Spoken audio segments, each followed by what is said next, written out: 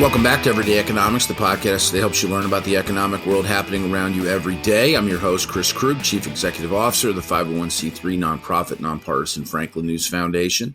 Everyday Economics is a production of America's Talking Network. You can subscribe and listen to all of our podcasts at americastalking.com.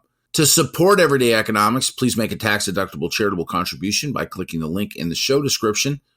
We are recording this episode on Monday, January 29th, 2024. And joining me as always, Dr. Orphe Divounguy, PhD economist and cultural film critic. Dr. O, you and I were just talking about this new piece that came out on HBO called Time Bomb Y2K. For younger listeners who did not live in 1999 or were too young to remember 1999, there was a tremendous amount of fear as we headed toward New Year's Eve that computers, which were written with programming that did not account for the year to click over to the year 2000, that the year would reset to the year 1900, sort of a short-term thinking with regard to computer programming in the 20th century, and that it would cause cataclysmic technological crashes, airplanes would fall from the sky, nuclear power plants would implode, you name it, it was going to happen. There was going to be a crash in the banking system. All financial records would be lost. It was a true panic among some people. And as you and I were talking about this, of course, none of those things came true. And like most years, there was a great sense of joy when fireworks went off over Sydney, Australia, which is, the first time zone to flip over, right? Began the new year and nothing horrible happened. But at the time, it was pretty tense, and it was really about our fear of technology. And what you had said earlier today was that maybe we're having something like this again, or we're going through something like this again, with regard to artificial intelligence. And I thought that was really interesting. I'd love to get your take on that. And then, of course, the economics of AI would be fun to discuss as well. I think it's absolutely hilarious, right? That every time we encounter new technology, people panic. I watched this, and I don't watch a lot of TV, by the way. So it was just kind of like very interesting because I was young when this happened. And I remember the mass hysteria, and it was the end of the world. The prophets of doom and the charlatans of gloom were out talking about how Jesus was coming back in the year 2000. And that was the end. And so it was fascinating. It was a fascinating time. But yeah, I watched this documentary, and it's on HBO, by the way. It's called Time Bomb Y2K. And then they filmed this lady that used to work with computers. In fact, it's the lady that coined the word bug, computer bug, right? And for programmers out there, people who code, right? When you have a bug in your code, it's you think, bug in your code actually means that you have, something in your code that's preventing it from running correctly. And then you have, at the time, because computers were the size of our entire room, there was an actual bug. There was an actual bug, right, on one of the machines that prevented it from running. And so she coined the term bug, right? And, as it relates to computers and coding. And so I think this lady is fascinating. So at the time she was being interviewed, and she said, people are scared of computers, but, people thought gaslight was safe, but were scared to death of electric light.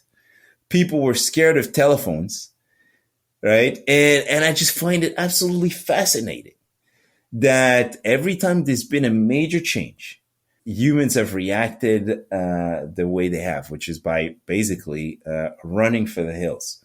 We've been scared of everything.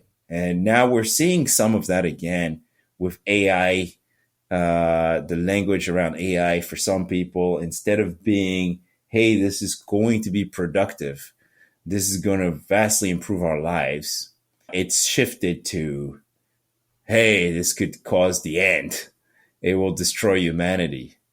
Right. Well, that was the plot of the Arnold Schwarzenegger's Terminator movies. Skynet took over. It got too smart, and, humans were telling it what to do. And it was kind of like, hey, thanks for the advice, but I'm going to handle this on my own. It was also part of 2001 Space Odyssey, which is a movie that came out before I was 6 years old. And so, I think that this is the computers taking over, I think, has always been something of a fear because it's foreign to most people.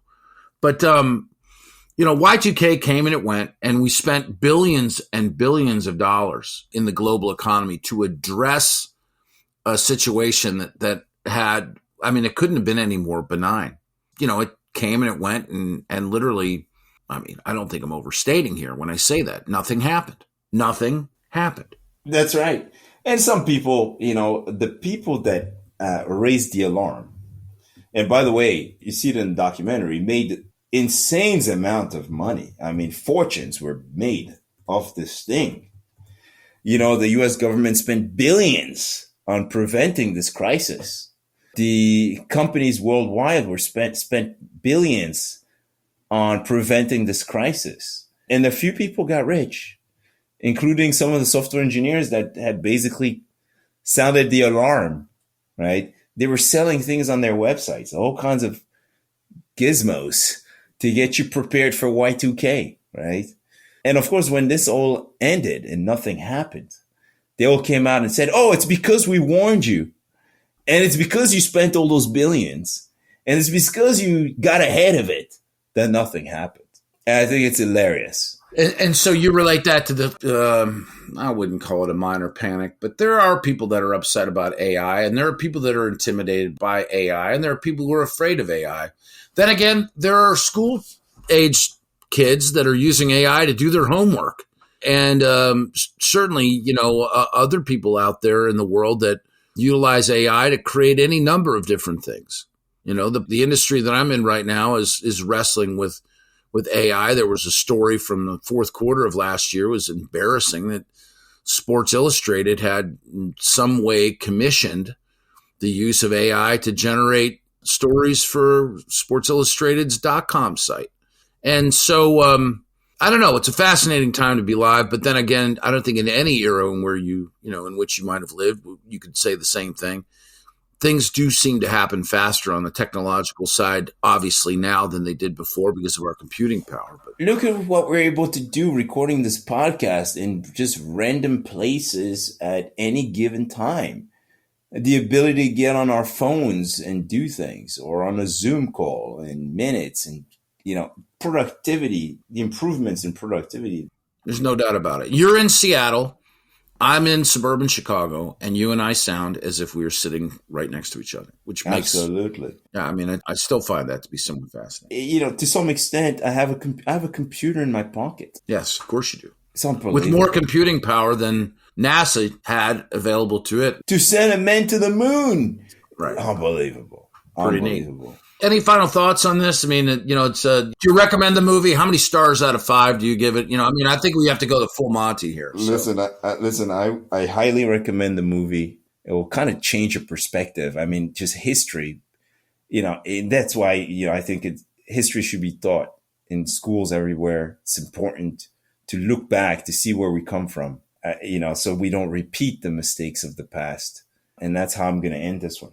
Well, it's always fun to talk with you. Rotten Tomatoes, by the way, gives that a 73%. Oh, they're wrong. That's 100% right there. Audience score gave it a 38.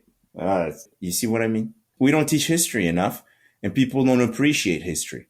And history tends to repeat itself. And so you gotta know your history. And the fact, by the way, I just listened to a podcast by Trevor Noah, and he talks about the fact that we're trying to erase history in this country because the history is somewhat uncomfortable.